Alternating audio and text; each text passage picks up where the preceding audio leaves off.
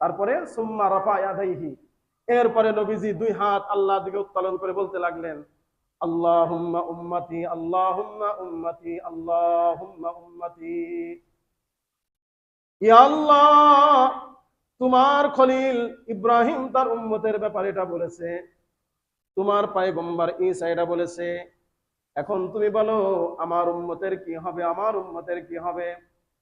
আল্লাহ রাব্বুল আলামিন হযরতে জিবরিলকে পাঠাইলেন, জিব্রাইল যাও। অথচ আল্লাহ সবকিছু জানেন।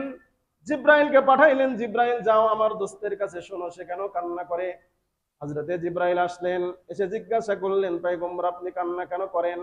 নবীজি বললেন, জিব্রাইল, আমি আমার পরিবার পরিজনের জন্য কান্না করি না, আমার নাতি নাতনির জন্য কান্না করি না, আমি কেবলমাত্র কান্না করছি একমাত্র হাসরের ময়দানে আমার উম্মতের কি অবস্থা হবে, আমার উম্মতের ক্ষমা হবে কিনা, আমার উম্মতের ক্ষমা হবে কিনা, তুমি একটু জেনে আসো।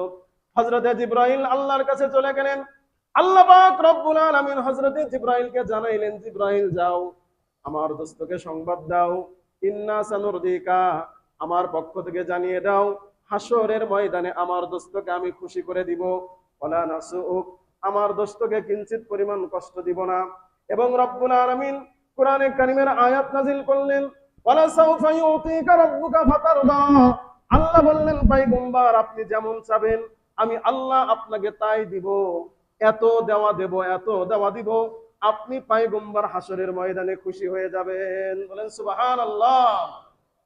এই আয়াতে কারিমা নাজিল হওয়ার পরে বিশ্ব নবী আল্লাহর কাছে জানাইলেন, আল্লাহ আমার উম্মতের ভিতর থেকে একজন ব্যক্তি যতক্ষণ পর্যন্ত জাহান্নামে থাকবে ততক্ষণ পর্যন্ত আমি রাজি হব না, সন্তুষ্ট হব না।